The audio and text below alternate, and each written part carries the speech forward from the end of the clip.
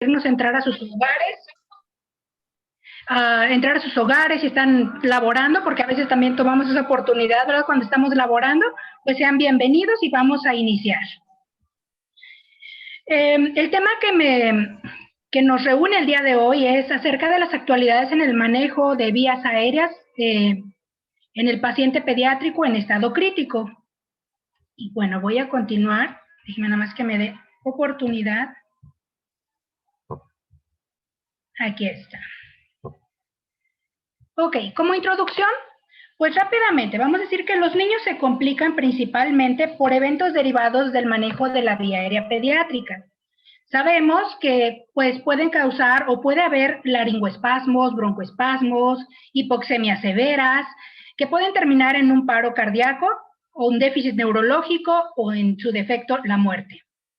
Y bueno, hay varios estudios que evalúan la morbilidad del paciente pediátrico y muestran 3 causas principales, y una de ellas pues es lo que ya les comentaba, los laringoespasmos, broncoespasmos, que realizan una hipoxemia grave, y bueno, esto aunado puede llegar a un paro cardíaco. Recordemos también que nuestros pacientes pediátricos no son adultos pequeños, tienen una gran diferencia a nivel anatomofuncional. Entonces, de ahí también deriva muchísimo a esta parte. Como pueden ver en la imagen, déjenme paso un poquito para acá, este es un laringoespasmo, y bueno, creo que en algunos de nosotros cuando hemos sido partícipes, cuando van a intubar a un niño, cuando atendemos una urgencia por alguna cuestión de dificultad respiratoria, y hemos podido llegar a ver esa situación, ¿no? De un laringoespasmo, y pues bueno, ya se inicia todo nuestro protocolo, ¿verdad? Para poder atender a ese paciente. Y bueno, también, por otra parte, algunas de las complicaciones al manejar la vía aérea pediátrica, pues son complicaciones hemodinámicas, como es la hipotensión y la bradicardia. Recordemos, en un adulto, cuando activamos, bueno, si vamos a hacer una reanimación cardiopulmonar, pues bueno, sabemos que nos dicen que primero son las compresiones, ¿verdad? Mientras mantengamos las compresiones en adulto, pues va a estar bien.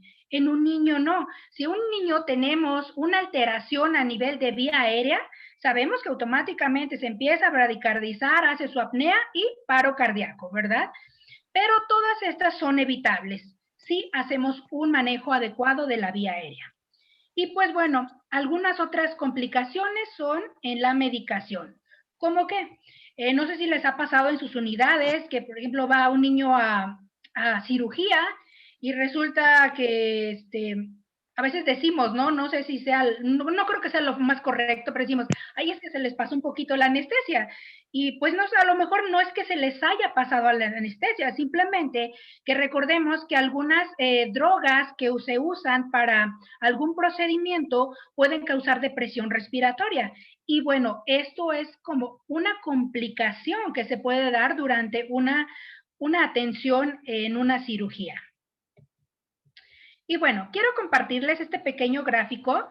Es de un artículo de anestesiología en Colombia. Y pues bueno, aquí nos da un poquito de la historia.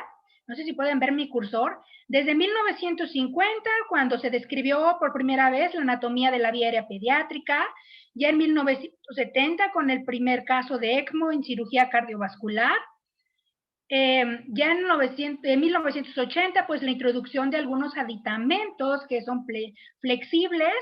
En 1990 ingresaron, o bueno, en el mercado los dispositivos supraglóticos, las máscaras laríngeas. En el 2000, pues se maneja ya lo que es la intubación exitosa. En el 2010, un replanteo de la anatomía de la vía aérea pediátrica. Y pues bueno, acá ya también empezamos a usar relajantes musculares en el algoritmo para cuando se intube a un paciente. También ya se consideró el ECMO en protocolos de reanimación, ya protocolos específicos de los anestesios, protocolo Vortex, ultrasonido en vía aérea, que es lo más actual, digamos, de alguna manera. Y pues bueno, en el 2020 tenemos protocolos para apertura de vía aérea pediátrica. Y bueno, algo que a todos nos ha cambiado, ¿verdad? Es la pandemia COVID-19. Vamos a hablar un poquito de esto. Bueno, vamos a recordar algo súper básico. Nuestro paciente crítico pediátrico, ¿cuál sería su concepto, su definición? Pues es un niño cuya supervivencia está amenazada por una alteración de sus funciones homeostáticas y requiere una vigilancia estrecha de funciones vitales y soporte especial de los órganos comprometidos.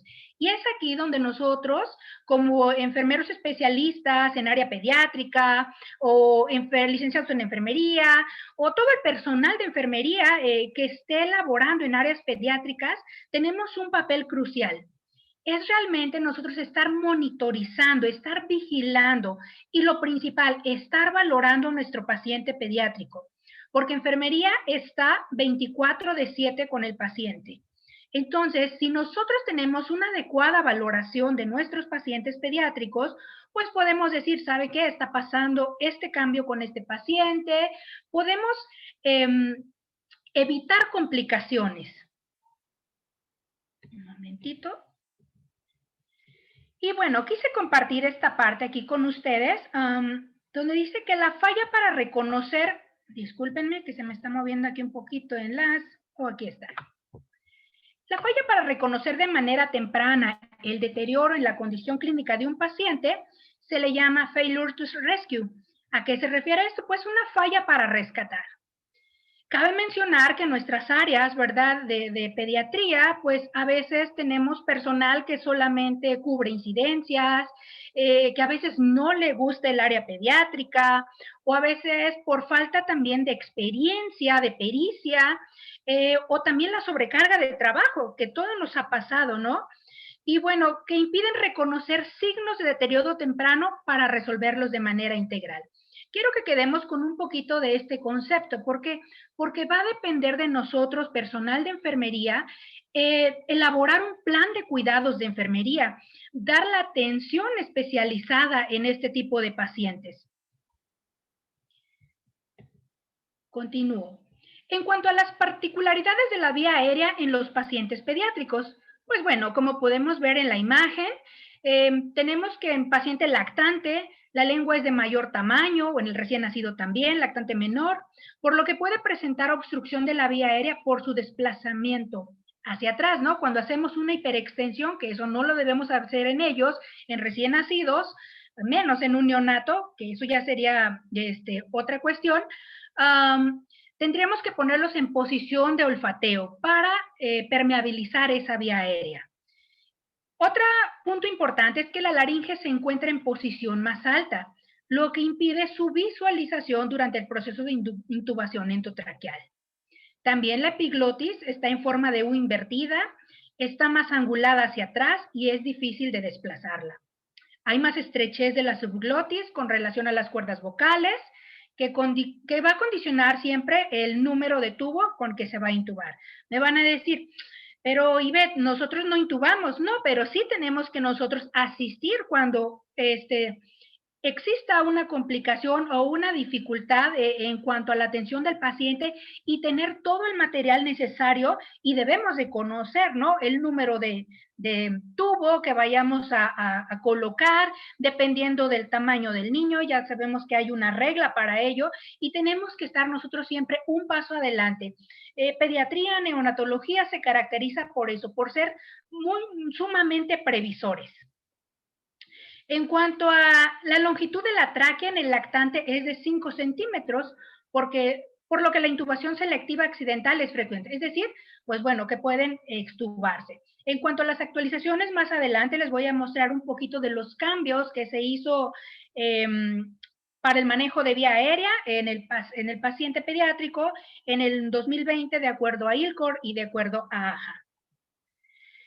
Y bueno, quiero retomar algunos puntos esenciales que muy probablemente ya todos conocemos, y algo que nos maneja la AHA cuando hacemos nuestro curso de PALS, nos dice que tenemos que tener una impresión general y siempre esta la vamos a obtener con la primera observación del paciente, incluso antes de usar nuestras manos. Desde que se ingresa el paciente, si estamos en un área de unidad de choque, de pediátrico, pues ingresa, lo observamos al paciente, ¿verdad? cuál es su apariencia, su estado de conciencia, cómo está respirando, cuál es está perfundiendo adecuadamente. Más que nada, uno con solo verlo puede decir, ese paciente está pálido, está cianótico, está marmóreo, etcétera. O tiene un trabajo respiratorio, tiene dificultad respiratoria, ya empezó con tiraje intercostal, ya empezó con aleteo nasal, ya empezó con retracción sifoidea, etcétera. Nosotros podemos observar sin ni siquiera usar nuestras manos. Y pues bueno, también tenemos la circulación. Podemos observar también el llenado capilar, cuántos segundos tiene para llenarse. Automáticamente aquí nosotros estamos haciendo nuestra valoración. Recordemos nuestro proceso o nuestro plan de cuidados de enfermería, en donde la parte medular de nuestros planes son la valoración. Y podemos usar también estas metodologías. Este es el triángulo TEP, que es de evaluación pediátrica. Y este se usaba, y se sigue usando actualmente, pero más como en el PALS en cuanto a AJA y en el 2006.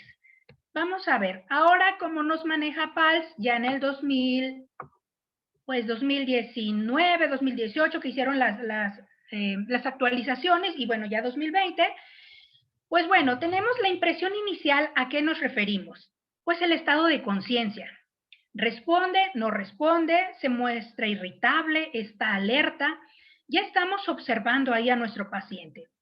En cuanto a la respiración, tiene un mayor esfuerzo respiratorio, está ausente porque quizá está en una apnea, está en una pausa respiratoria, tiene ruidos anormales, tiene estertores finos, gruesos, etcétera. El color de la piel tiene cianosis, está pálido o está marmóreo. Si se dan cuenta, es similar a este triángulo, pero bueno, ya que ya lo hacemos un poquito más descriptivo. También, en cuanto a PALS, nos maneja el enfoque sistemático en paciente pediátrico con enfermedad o lesión grave.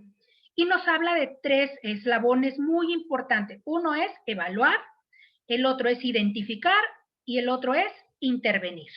¿A qué nos referimos con esto? Este enfoque sistemático pues nos va a permitir reconocer rápidamente signos de shock o dificultad e insuficiencia respiratoria. Recordemos que en un niño, para que pueda tener una progresión a paro cardíaco, pues tendría que haber datos de shock inminentes o insuficiencia respiratoria. Por eso decía que no tenemos que decir que a veces que los pacientes pediátricos son adultos pequeños. No, porque ellos aunque son seres humanos también, pero su complejidad es mucho más grande. Entonces sí tenemos que estar nosotros súper mega capacitados para detectar esto a tiempo, ¿no? ¿Cuál es una dificultad respiratoria? Si el paciente pediátrico se me está chocando, etcétera. Y también tenemos el punto número 1, evaluación. ¿A qué se refiere con la evaluación? Pues bueno, tenemos 3 grandes rubros. Uno es evaluación primaria, evaluación secundaria, tenemos pruebas diagnósticas. Y pues bueno, en cuanto a evaluación primaria, podemos usar el enfoque ABCDE. A, recordemos, vía aérea permeable; B, buena ventilación; C, la circulación; D, deterioro neurológico; y E, la exposición o la exploración física, ¿no? Para determinar si tiene alguna fractura, hemorragia, etcétera. En cuanto a la evaluación secundaria, se trata de una historia clínica y exploración física en profundidad.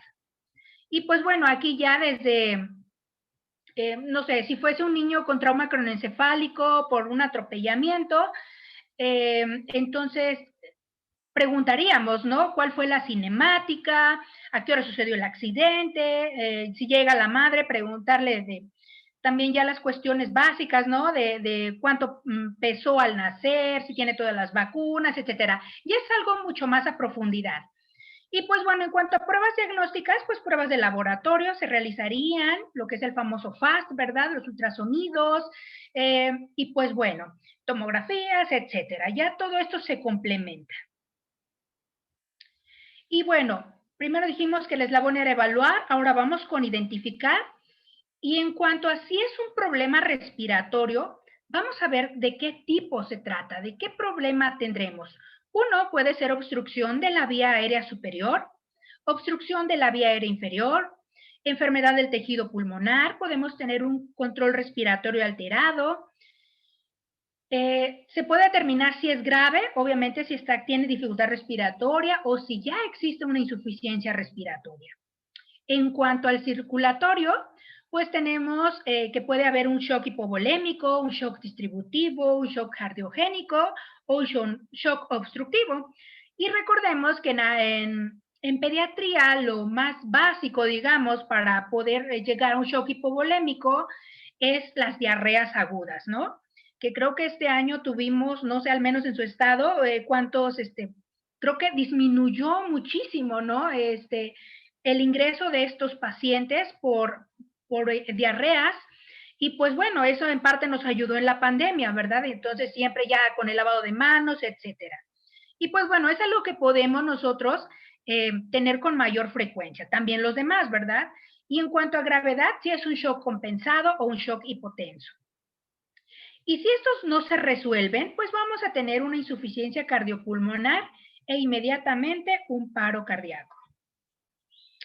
En cuanto a intervenir, ¿cuál sería nuestra actuación, nuestro papel como enfermeros pediatras o enfermeros que estamos en áreas de atención a pediatría? Pues tenemos que colocar al niño para que mantenga una vía aérea permeable, activar el sistema de respuesta a emergencias, iniciar RCP, obtener el monitor y carro de reanimación, ¿verdad? Hablando del área intrahospitalaria, conectar al niño un monitor cardíaco y un oxímetro, administrar oxígeno. Aquí tendría también otro tema muy enorme de qué hablar, todo lo que es oxigenoterapia en paciente pediátrico. Si es necesario aplicar ventilación asistida, administrar medicamentos y líquidos. Y bueno, vamos a la actualización. Esto era algo muy básico. Y pues bueno, ¿qué nos dice la AJA? ¿Qué nos dice ILCOR en cuanto a un consenso internacional que realizaron en el 2020 sobre la reanimación cardiopulmonar?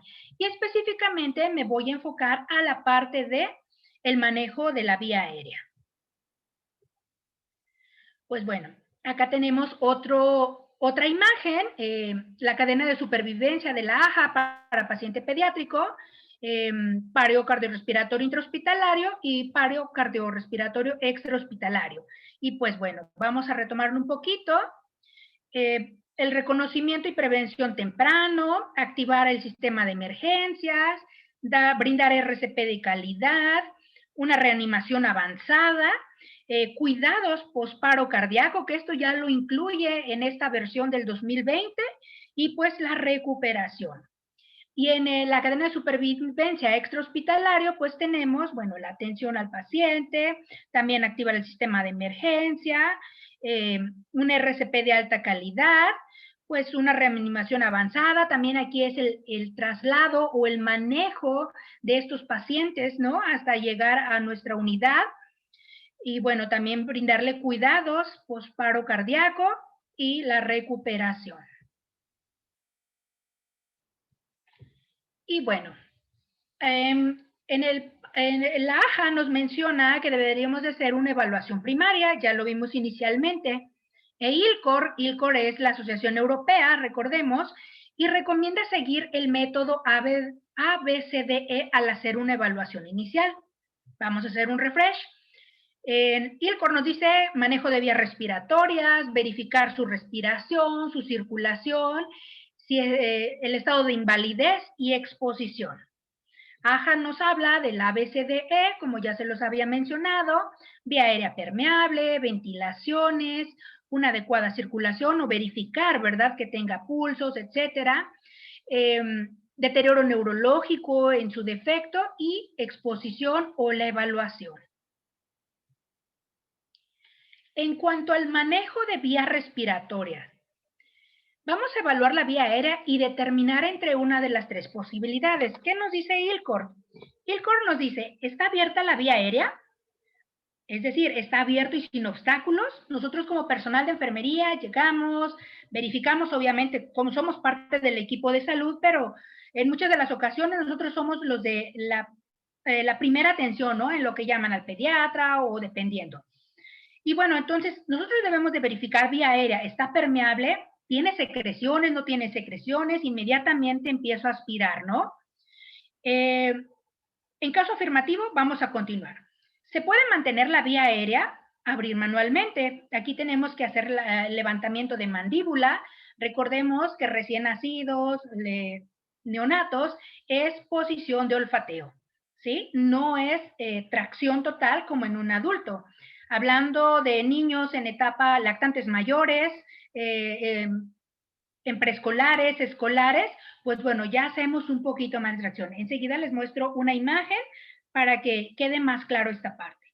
Y bueno, tendríamos que verificar si la vía aérea es nasofaringea u orofaringea, que aquí podríamos nosotros usar los dispositivos orofaringeos.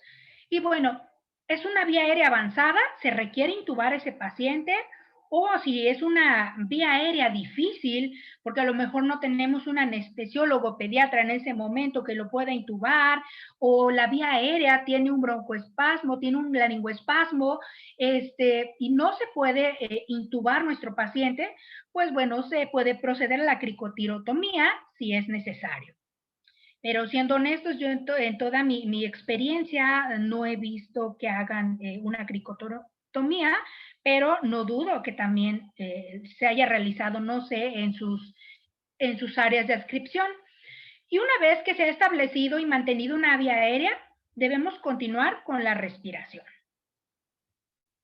Y bueno, aquí está cómo debemos hacer la maniobra de apertura de vía aérea frente mentón en un lactante. Hablamos del lactante mayor, lactante menor, recordemos la parte de la fisiología, anatomía. Y bueno, en un niño más grande, y hablando de un niño preescolar, escolar, pues sí tendríamos que poner nuestras manos y hacer este pequeño levantamiento aquí en el maxilar inferior o en el mentón. En cuanto a respiración, este es otro punto importante. Si el niño o el bebé no respira con eficacia, es peligroso para la vida y tenemos que actuar inmediatamente para evitar un paro respiratorio y pues bueno, también el paro cardíaco. La respiración anormal se debe de manejar, se debe de evaluar. Y bueno, en recién nacido tenemos una escala. Recordemos, Silverman Anderson, aquí tenemos un puntaje, les quise poner esta imagen, bueno, porque es algo que podemos manejarlo más rápido, ¿no? Si es aleteo nasal, si tiene mínimo, si está marcado, si tiene quejido respiratorio, si está ausente, audible con el estetoscopio o audible sin el estetoscopio, ¿verdad? Tiraje intercostal, ¿cómo lo estamos valorando? Retracción esternal, etcétera. Ya cuando hacemos nuestra valoración, pues bueno, podemos hacer nuestro puntaje y si tuviésemos a un niño con una puntuación de 7 u 8 puntos, pues tenemos una dificultad respiratoria severa y tenemos que actuar. Siendo honestos, esta escala fue creada para valoración a los recién nacidos, pero si nos damos cuenta, también hasta la podemos usar para lactante menor. Quizá, y ahí podríamos darnos una idea del estatus de nuestro paciente en cuanto a dificultad respiratoria leve o si ya tiene una dificultad respiratoria moderada y tenemos que actuar. No sé si les ha pasado en sus unidades de pediatría que muy probablemente le empezamos a decir a los médicos pediatras, oye, ese niño se está deteriorando, ya empezó con aleteo nasal, o a veces decimos, es que ya lo veo mal, pero recordemos que actualmente ya no podemos decir eso, ¿no? Ya tenemos nuestra profesión nos ayuda, nos ha sumado demasiado en cuanto a la enfermería basada en evidencia. Entonces, si yo le digo, ¿sabes qué? Ya lo valoré con un Silverman Anderson y tiene tanto puntaje, o a lo mejor dicen, no, pero eso no aplica para niños lactantes menores. Ah, bueno, entonces te digo, tiene quejido expiratorio, tiene tiraje intercostal, tiene retracción esternal, y entonces ahí es cuando ya nosotros podemos dar una valoración ya con fundamento teórico, ¿no? Porque yo lo estoy observando y lo estoy informando. Y recordemos siempre, esto es como punto clave, siempre hacer las anotaciones en nuestras notas de enfermería y usar las escalas de valoración que tenemos. ¿Por qué? Porque recordemos que todas las cuestiones éticos ya legales están ya al por mayor. Entonces, tengo que cuidar mi persona, tengo que cuidarme como profesional de la salud, pero también recordemos que ante el juez no es válido decir no sé, no lo hice. Tenemos una cédula, somos profesionales de enfermería y pues bueno, nos avala, ¿no? Estos conocimientos. Eso, bueno, paso a lo siguiente. Eso era como algo, un breviario cultural. ¿Está respirando demasiado rápido o muy lento mi paciente? ¿Tiene taquipnea? ¿Tiene bradipnea? Cuando ya mi paciente empieza con bradipnea, es un signo de paro respiratorio inminente. Tenemos que actuar inmediatamente. Y recordemos, a veces hay cosas tan simples que olvidamos a veces, como el hecho de que haya obstrucción por secreciones. Si mi paciente está en una unidad de terapia pediátrica, pues hay que estar valorando toda la parte de vía aérea, ¿no? Podemos usar ya nuestros diagnósticos de enfermería, si tiene un patrón respiratorio ineficaz, si tiene una limpieza ineficaz de las vías aéreas, y bueno, ¿cuál va a ser mi establecimiento de objetivos, mis intervenciones de enfermería? En muchas de las ocasiones he escuchado que dicen, no, es que a nosotros no nos toca aspirar porque es el personal de inhaloterapia.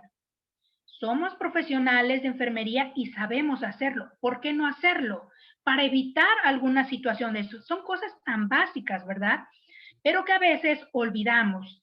Y es algo que sí nosotros tenemos que mantener siempre, siempre, siempre presente. Hay un aumento del esfuerzo respiratorio. Los signos de aumento del esfuerzo respiratorio van a incluir aleteo nasal, si tiene respiraciones rápidas, retracciones sifoideas, respiraciones abdominales, tórax abdominal, si hay estridor, si hay gruñidos, si hay sibilancias y crepitaciones. Y bueno, si es una vía aérea avanzada, es necesario intubar o la cricotirotomía. En cuanto al aspecto de circulación, pues bueno, es importante pues valorar el color de mi paciente, la temperatura de la piel, porque esto nos va a indicar si hay datos de hipoperfusión, si hay hipotermia también, recordemos, o también tenemos que valorar el llenado capilar, también si la piel fría. ¿Y cómo haces para entrar? La piel fría al tacto puede.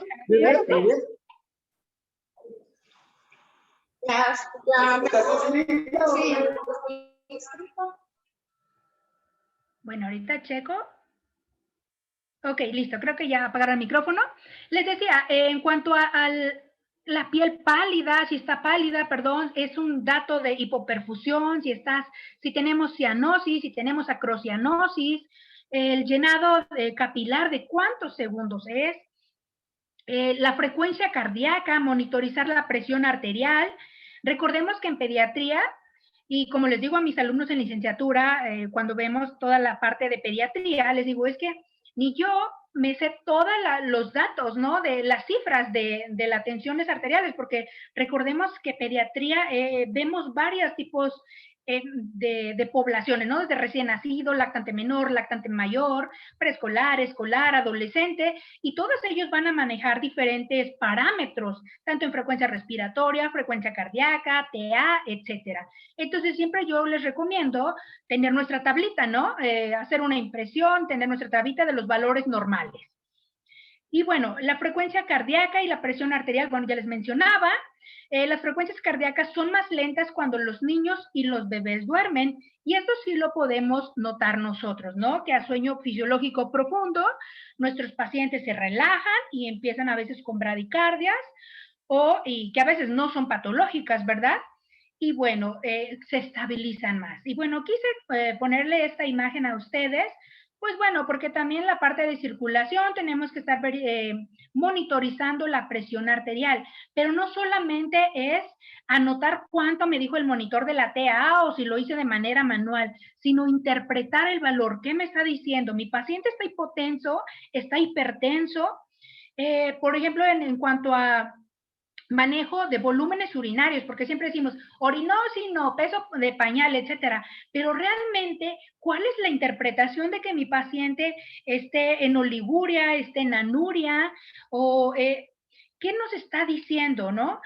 También en cuanto al llenado capilar, ¿qué nos pasa? ¿Qué está pasando con ese paciente? ¿Hay una alteración, una dificultad respiratoria, etcétera? Y bueno, la monitorización, si fuese necesario, ya sea con un electrocardiograma, poner el monitor, ¿verdad? Para estar valorando el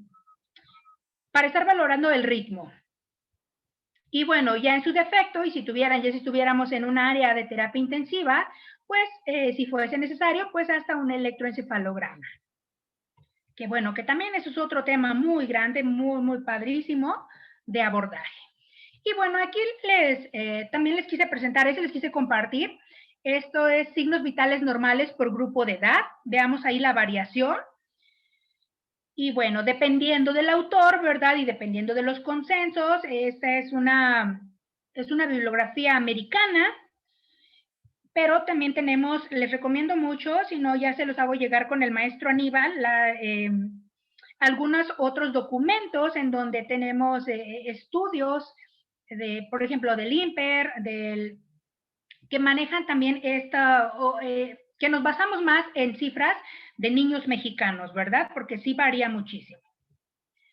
Y en cuanto a invalidez, volvamos al punto, casi terminamos. Invalidez. Pues bueno, aquí, ¿qué vamos a valorar? Se refiere a la discapacidad a realizar una evaluación neurológica rápida. ¿Y cómo lo hacemos? Pues mediante la respuesta pupilar. Recordemos que es algo básico, también podemos hacer valoración de pares craneales, pero algo simple y rápido es una valoración a la respuesta pupilar. ¿Cómo está esa pupila del niño que estoy atendiendo? Hay una miosis, hay una midriasis, hay anisocoria. ¿Qué me están dando esos datos? ¿Qué puedo interpretar con ello en cuanto al estatus del paciente que estoy atendiendo? Y pues bueno, también quise compartir con ustedes, esta es otra mnemotecnia que también se menciona ahí en ILCOR, en la AJA, en la actualización, y es el uso del AVPU. Y bueno, de sus cifras en inglés, que es alerta, el paciente está despierto, el paciente responde a un estímulo verbal, el paciente responde a un estímulo de dolor o no responde. Y bueno, entramos en materia. ¿Cuáles son las principales recomendaciones nuevas y actualizadas? Cuando vamos a brindar RCP, ahí va a haber cambios en la frecuencia de ventilación asistida respecto a la ventilación de rescate. En el 2020 nos dicen que en lactantes y niños con pulso, pero con esfuerzo ventilatorio inadecuado o inexistente, es razonable realizar una ventilación cada 2 a 3 segundos. Es decir, vamos a completar de 20 a 30 ventilaciones por minuto. Recordemos que en el 2010, que si hay un pulso palpable de 60 latidos por minuto o superior, pero la ventilación es inadecuada, tendríamos que realizar una ventilación de rescate con una frecuencia de aproximadamente 12 a 20 ventilaciones por minuto. Es decir, una ventilación cada 3 a 5 segundos. Entonces, este es el cambio que hubo en cuanto a ventilaciones, una ventilación cada 2 o 3 segundos de 20 a 30 ventilaciones. Esto es específicamente para paciente pediátrico. Aquí no les voy a mencionar nada del paciente neonatal, ¿ok? Que también hubo una modificación. Otra manera de valorar la parte de la cuestión neurológica, pues hacer el uso de la escala de coma de Glasgow adaptada para la edad pediátrica. Y pues bueno, tenemos para mayores de 1 año y menores de 1 año. ¿Sí? Y bueno, recordemos que tenemos que ver valorar la apertura ocular, la respuesta motora y la respuesta verbal. En cuanto a exposición, ¿a qué nos referimos? Pues responde sobre todo si un niño ha sufrido un trauma, ¿no? Es aquí donde nosotros vamos a valorar si tiene alguna quemadura, si el niño trae fracturas, si trae una hemorragia o algún otro problema que nos pueda dar un indicativo de su situación actual. Y bueno, hay también cambios en la frecuencia de ventilación asistida, frecuencia de ventilación durante la RCP con un dispositivo avanzado de vía aérea. En el 2010 nos decía que si el lactante o el niño estaban intubados, deberíamos ventilar a una frecuencia de aproximadamente una ventilación cada 6 segundos, es decir, 10 ventilaciones por minuto, sin interrumpir las compresiones torácicas. ¿Qué nos dice la actualización del 2020? Pues nos dice que cuando realicemos RCP en lactantes y niños con un dispositivo avanzado para la vía aérea, podemos utilizar un rango de frecuencia respiratoria de una ventilación cada 2 a 3 segundos, es decir, 20 a 30 respiraciones por minuto. Aumentamos el número de respiraciones. Y bueno, también va a depender de la edad y la afección clínica. Y bueno, ¿cuál es la evidencia? Pues los nuevos datos, las nuevas investigaciones, estudios que se realizan, muestran que las frecuencias de ventilación más altas, al menos 30 respiraciones por minuto, 30 ventilaciones por minuto, en los lactantes menos de un año, que sería un lactante menor, y al menos 25 respiraciones por minuto en niños mayores, se asocian con mejores índices de recuperación de un paro cardiorrespiratorio y de supervivencia para estos pacientes pediátricos con un paro cardíaco intrahospitalario. Aún no hay datos sobre la frecuencia de ventilación ideal durante la RCP sin una vía aérea avanzada, pero bueno, es la recomendación que nos hacen los conocedores, en este caso ILCOR y AHA. Otra actualización, recordemos, en el 2010, todos los tubos endotraqueales con balón, recordemos que antes intubaban y decíamos, no, es que de preferencia que no se use con balón porque pueden dañar, ¿no? O a veces podemos causar más complicaciones. Y bueno, porque a veces había una distensibilidad pulmonar insuficiente, había resistencia alta de la vía aérea, o porque se hacía una fuga de aire glótico, porque usábamos los tubos endotraqueales sin globo. Muchas veces en la atención inicial, ¿ok? En el manejo inicial me estoy refiriendo. Y pues bueno, ahora en el 2020 nos dicen que es razonable optar por el uso de tubos endotraqueales con balón, en lugar de un tubo endotraqueal sin balón para intubar a niños y lactantes, ¿ok?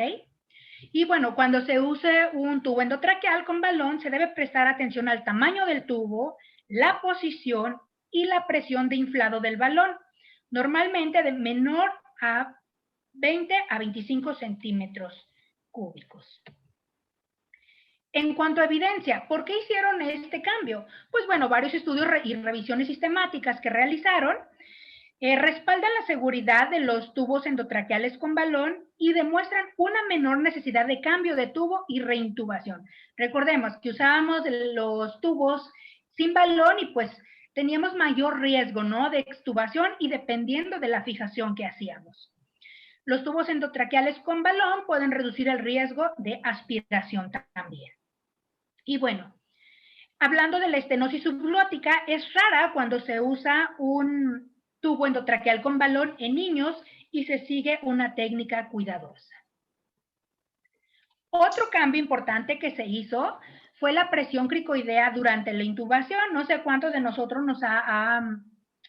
hemos sido partícipes y nos dicen, ¿saben qué? Pónganle aquí los dedos, enfermera, ayúdenme por favor y haga presión cricoidea, ¿no? En el 2010 decía que no existían suficientes pruebas como para recomendar la aplicación rutinaria de presión cricoidea. En el 2020, la actualización que nos dice que no se recomienda el uso rutinario de presión cricoidea durante la intubación endotraqueal a pacientes. ¿Cuál es la evidencia? ¿Cuál es el fundamento? Pues los nuevos estudios han demostrado que el uso rutinario de la presión cricoidea reduce los índices de éxito de la intubación y no reduce el índice de regurgitación. Ok, el grupo experto redactó y reafirmó que las recomendaciones anteriores se debe evitar la presión cricoidea. Y bueno, quise, ya casi termino, ya para dar oportunidad a las preguntas, quise agregar este último ítem, la bioseguridad de la vía aérea en el paciente pediátrico con infección por SARS-CoV-2. ¿A qué nos referimos con bioseguridad? Pues bueno, son principios, técnicas y prácticas aplicadas con el fin de evitar la exposición no intencional a patógenos y toxinas o su liberación accidental.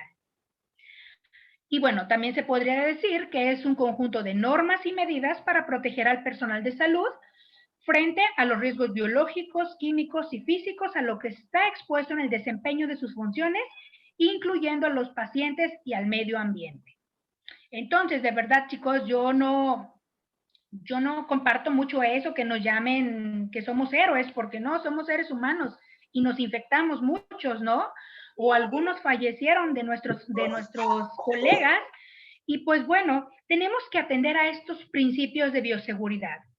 Me voy a permitir comentarles en mi experiencia como enfermera en área industrial, en las empresas es algo que va de ley, es un binomio, seguridad y salud en cuanto a la producción, ¿no? En las empresas. Y yo cuando ingresé al área hospitalaria, yo decía, pero aquí podemos explotar, podemos morir, porque yo traía la visión de segurista, ¿no? De decir, es que hay un riesgo, acá hay otro riesgo en el hospital. Pero veo que en nuestras instituciones hubo como esta parte de resistencia hasta de nuestros compañeros o el desconocimiento que tenemos normativa tan solo para que nos entreguen el uso de equipo de protección personal. No es que si quieren o no.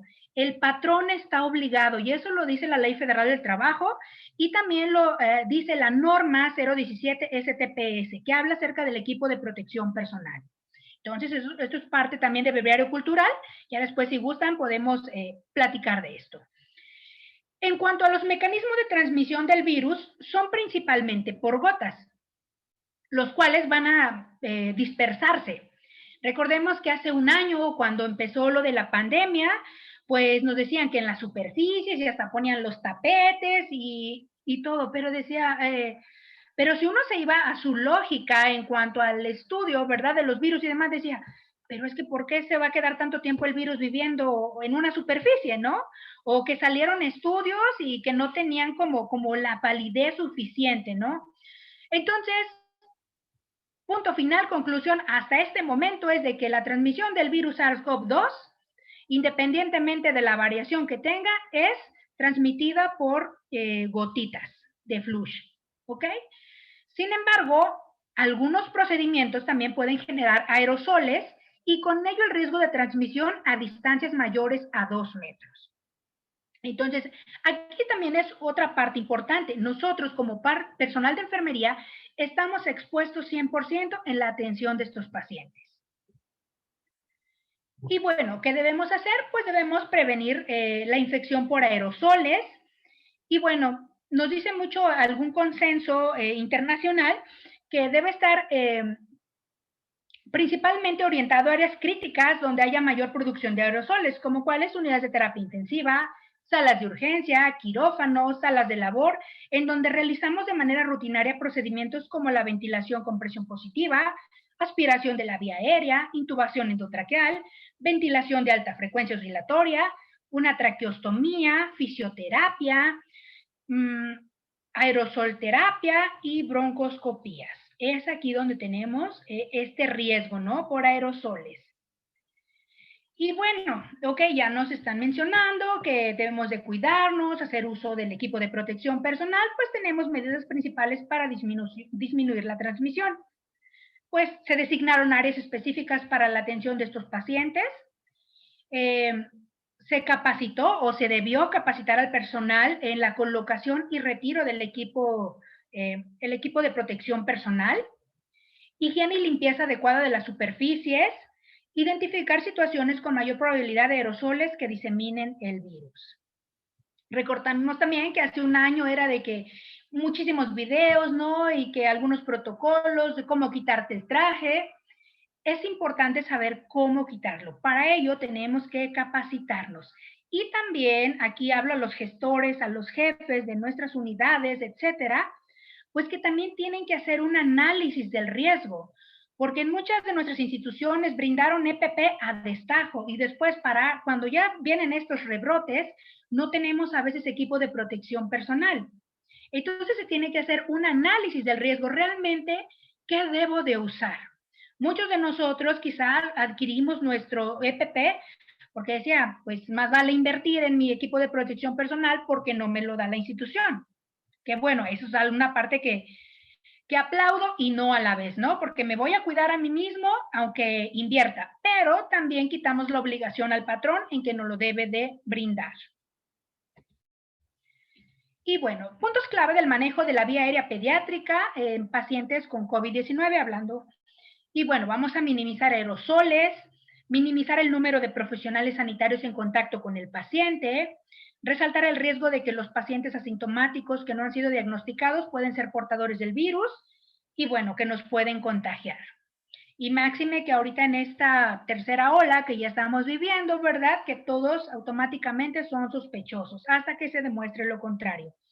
Y pues bueno, me van a decir, bueno, sí, pero ¿qué vamos a usar? Pues el que sí está aceptado es el cubreboca del N95, ya en sus diferentes versiones, siempre verifiquen que tengan en las etiquetas o que esté todo aprobado también, porque luego también tenemos los clones y todo ese tipo de cosas, ¿verdad? También tienen que verificar y que sea, por ejemplo, el N95 que sea quirúrgico, porque hay especiales para virus, bacterias. Porque afortunadamente o desafortunadamente nos estuvieron dando un N95 que era para polvos y partículas.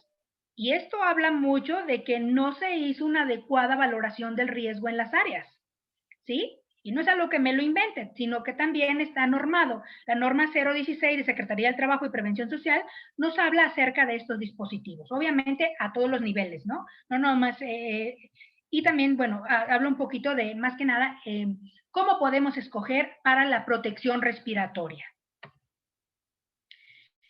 Quise agregar esto, chicos, consideraciones generales.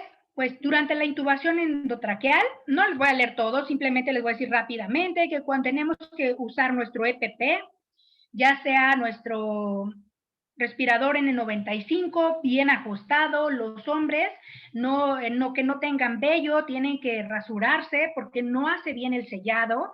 Ahí no creo que aquí no tengo ninguna muestra ahorita, pero hay en la parte de que nos dan del sobrecito viene cómo colocarse, tenemos que hacer la prueba de sellado.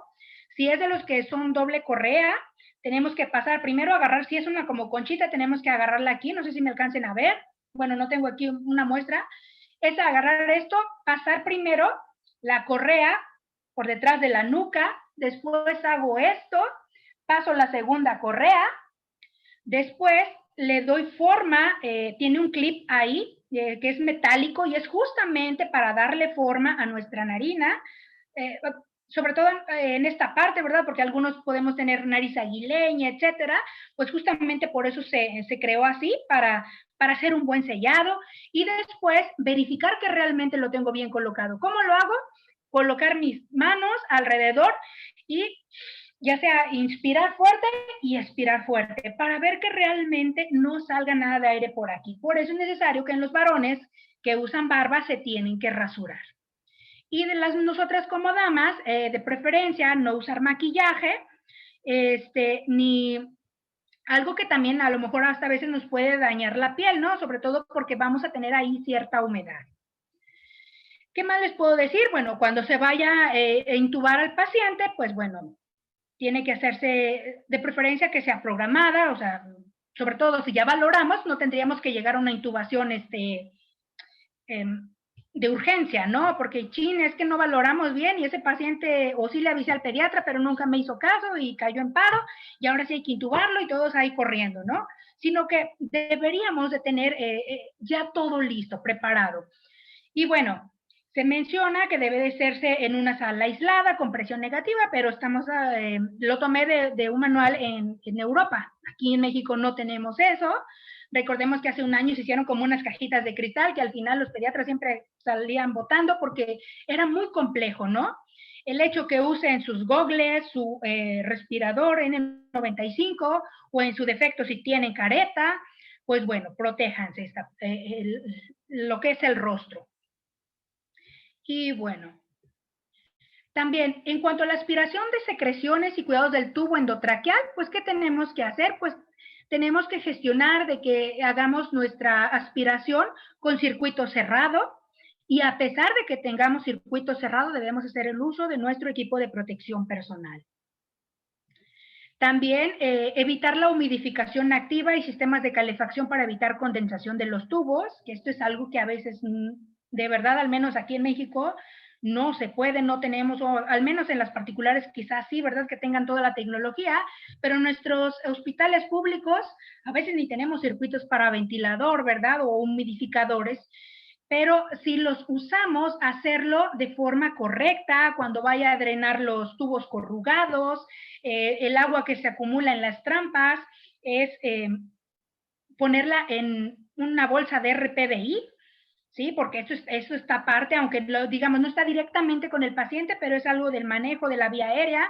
Recordemos también el uso de filtros en los ventiladores y el uso de filtro, perdón, también en nuestros mascarilla, bolsa, reservorio. Y bueno, también en cuanto a la aerosolterapia, se nos recomienda evitar la terapia de inhalación, pero bueno, como les decía, en muchas ocasiones no se puede llevar al 100% estas recomendaciones. Me cuido, uso mi equipo de protección personal, ¿ok? Y bueno, conclusiones, y para dar oportunidad a la parte de preguntas, pues la innovación en la disciplina de enfermería está orientada al abordaje de nuestras nuevas realidades, nuevas prácticas, nuevos retos, desde la formación profesional, la implementación de nuevas tecnologías, el desarrollo científico y la construcción de nuevos paradigmas teóricos, partiendo de una visión compleja en donde estamos incluyendo el humanismo en nuestro cuidado. Y pues bueno, recordemos que debemos hacer un abordaje holístico y multidimensional en nuestros pacientes pediátricos. Y bueno, los dejo con esa story de Marvel, ¿verdad? No sé quién ya la compró, a los que son fan de Marvel. Y pues bueno, nos habla acerca de historias, ¿verdad? Verdaderas del personal de enfermería. Y pues bueno, se los dejo allí. Muchísimas gracias por el favor de su atención, maestro Aníbal. Pues muchísimas gracias, Ivette. La verdad, pues bastante completo, yo creo. Digo, no soy un experto en el área de pediatría. Realmente yo siempre he reconocido y admiro mucho a mis colegas y a mis amigos y amigas de estas áreas de neonatos y pediatría, porque pues realmente no soy una persona que rote en estas áreas, ¿no? He rotado, pero pues muy poco frecuente. Y la verdad, pues es un área, bueno, que yo considero bastante, pues estricta en cuanto a la forma disciplinaria en cómo hay que llevar el manejo de esos pacientes, ¿no? Que realmente yo considero que son un poquito más inestables que un adulto en todas las situaciones, ¿no?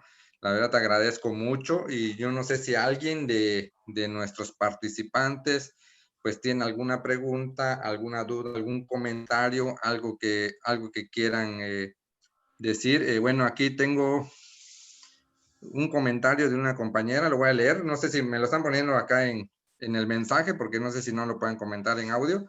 Si alguien no lo puede comentar, con mucho gusto en el chat, y acá se lo comentamos a la maestra, que dice que cuando rotan en el servicio de pediatría vi que movían la cabeza del bebé al lado derecho y lado izquierdo para la aspiración de secreciones.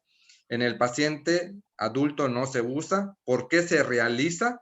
¿La tráquea es la misma o es una mala práctica, ¿no? Podríamos decir que es una mala práctica.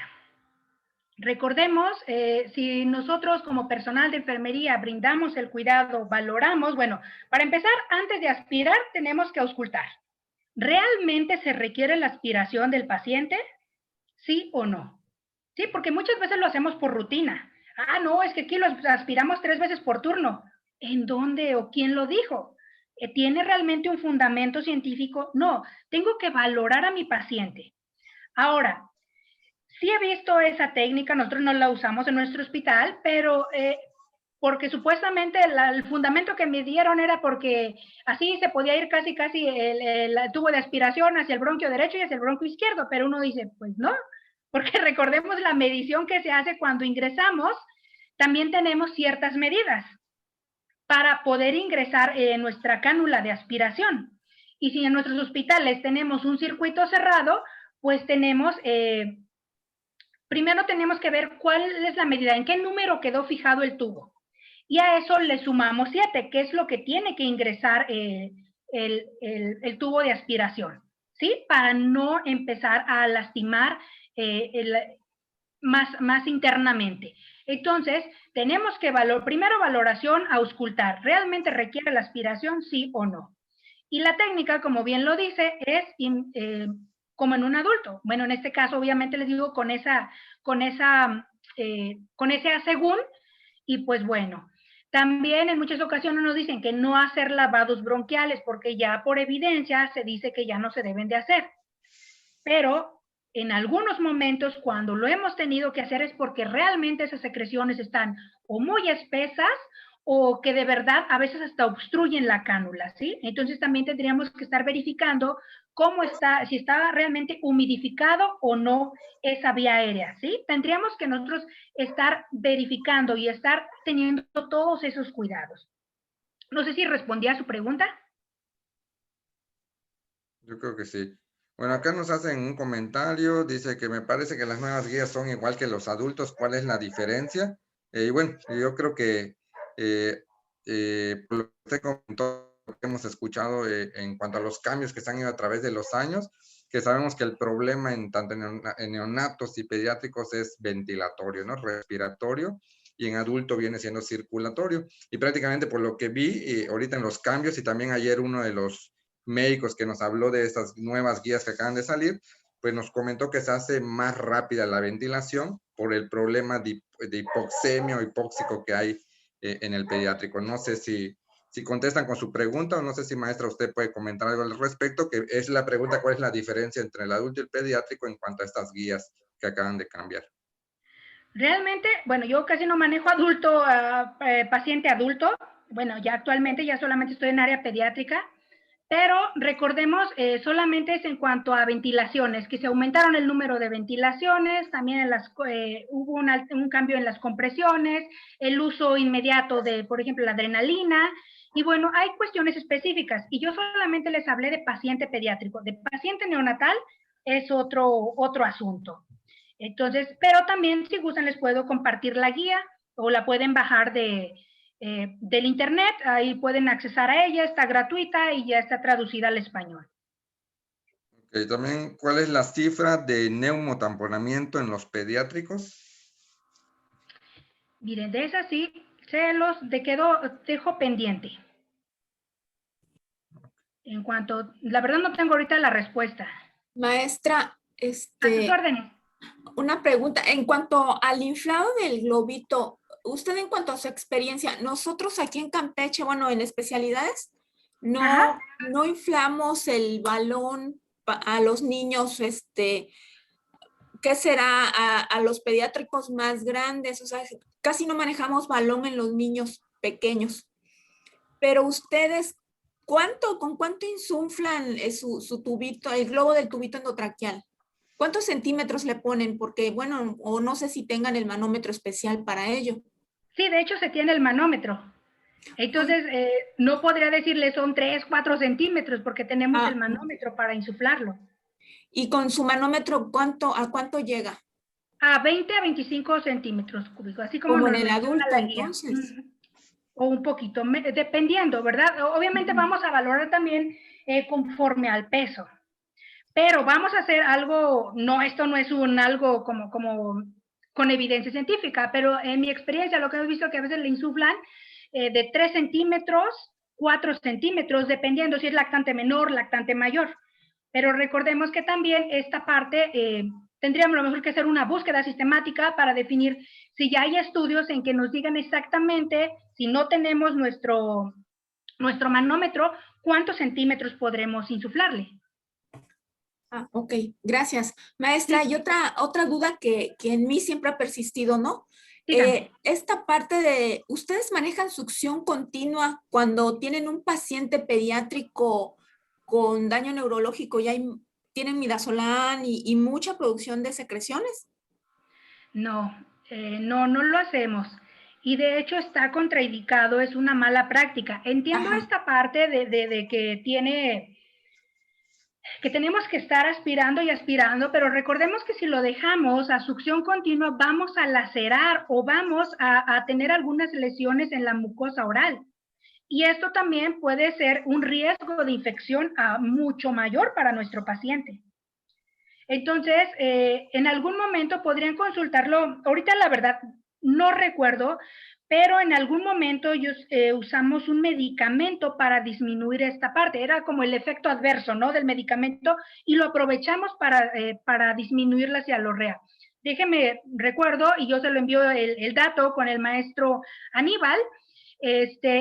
Y bueno, el hecho es de estar haciendo una adecuada aspiración, entiendo esa parte, maestra, sino también hay que ver, ¿sabe qué? El hecho de si ese paciente realmente está sedado correctamente. Recordemos que también tenemos escalas como la escala Comfort para pediatría, sobre todo cuando tenemos paciente intubado. Porque a veces decimos, no, sí, mi paciente está intubado, pero el paciente está luchando con el ventilador. Entonces también eso nos va a generar que también el paciente empiece, el hecho de estar luchando, empiece a producir más cialorrea, etcétera. Entonces también tendremos que valorar realmente qué está pasando con ese paciente, ¿no? Ahora, si es un paciente a lo mejor que está en estado con un deterioro neurológico, como un trauma craneoencefálico severo, etcétera, pues también tendríamos que estar valorando con estas escalas y podríamos estar haciendo una adecuada higiene oral. No sé si respondo a su pregunta. No, no, sí, claro que sí. Bueno, nosotros con la experiencia, o sea, te das cuenta, ¿no? Esta parte de la succión continua, la laceración o cómo se reseca la mucosa oral del paciente. Entonces, pero sí en ocasiones ha sucedido que hay o sea, queda la aspiración continua, ¿no? O igual en este aspecto de mala práctica o falta de actualización, porque a veces de repente hasta el escrito te comenta, no, pues mejor déjale la succión continua. Pero yo sí he visto que luego se lastiman la lengua o los carrillos los niños cuando les dejamos la succión continua.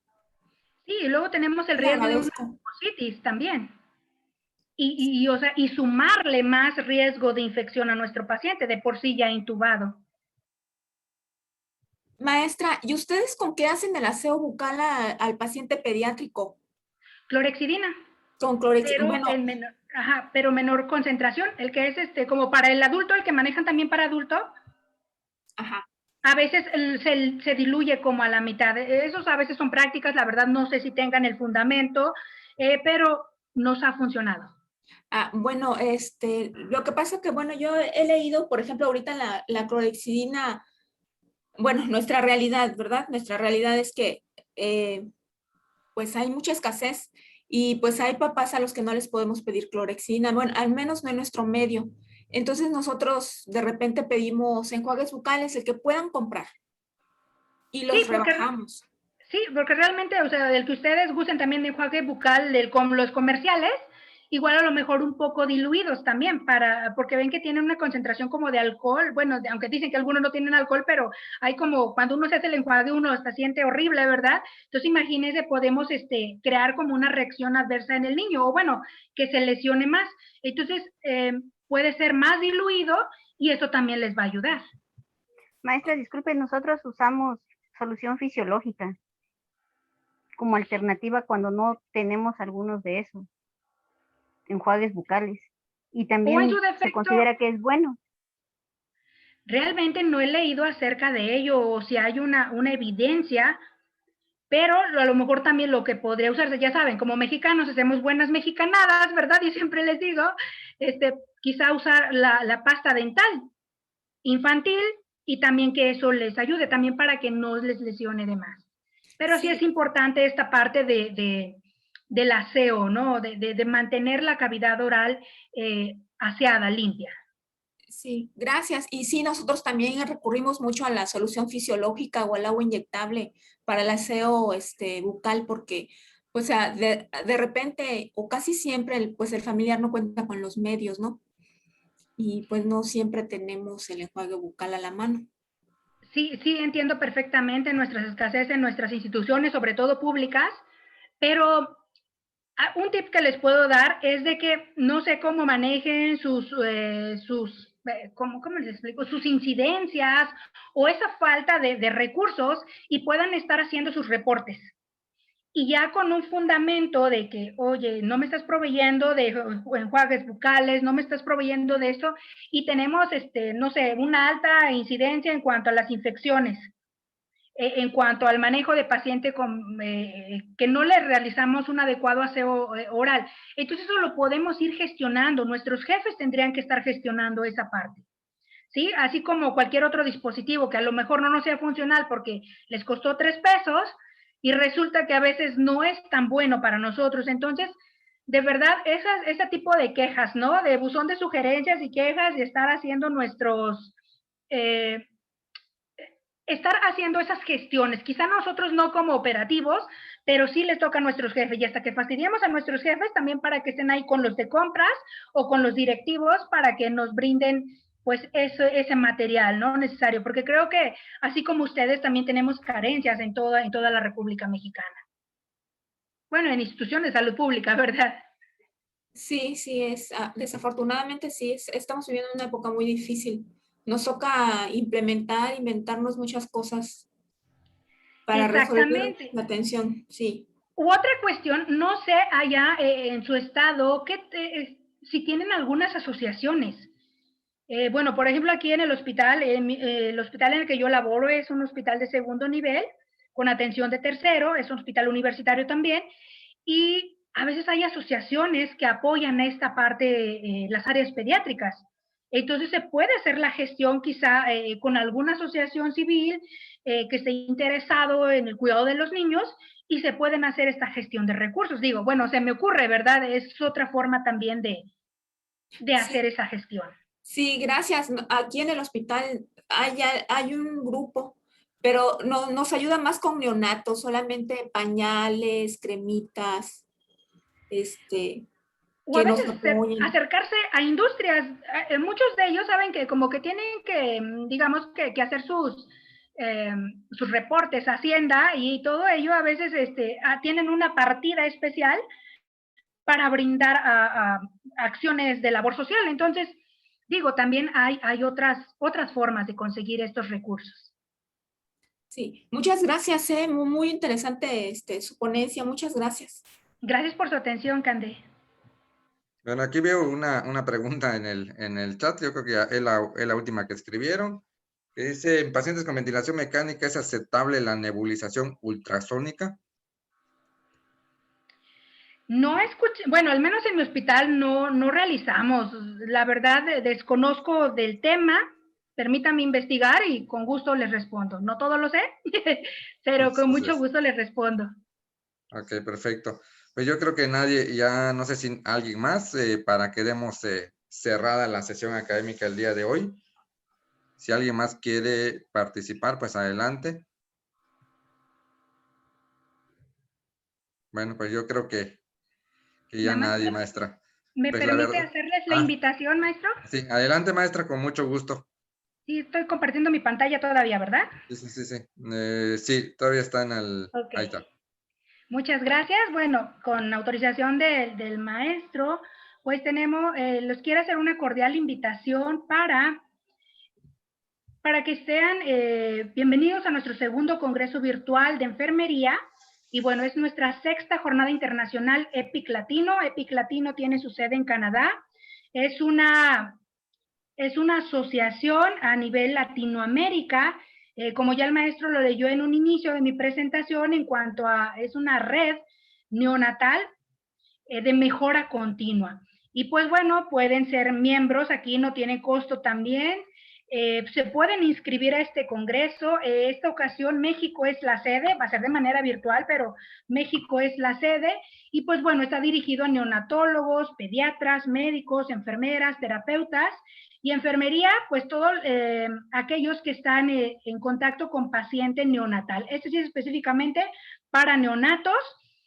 Áreas a lo mejor de área tocoquirúrgica, áreas de cuneros, ya la unidad de cuidado intensivo neonatal, y bueno, son bienvenidos, tendrá valor curricular y también estamos gestionando con la coordinadora también, con la coordinadora del Congreso, la doctora Villegas, pues que también se reconozca por la Federación Mexicana de Neonatología. Entonces, sí va a tener varios avales, están cordialmente invitados, es del 25 al 27, y pues bueno, ahí tienen la liga de registro, y bueno, solamente para tener su certificado, pues van a tener que estar en el 90% de las ponencias, o bueno, vamos a tener un canal exclusivo para enfermería, y bueno, tenemos invitados internacionales, tenemos invitados de Colombia, tenemos una colega de Canadá, tenemos colegas de Perú, de Chile. Entonces vamos a tener un collage muy, muy hermoso de profesionales enfermeros para este congreso. Entonces, muchísimas gracias, maestro Aníbal, gracias por la invitación. Y pues bueno, les debo algunas respuestas y con gusto yo se las hago llegar las respuestas a usted.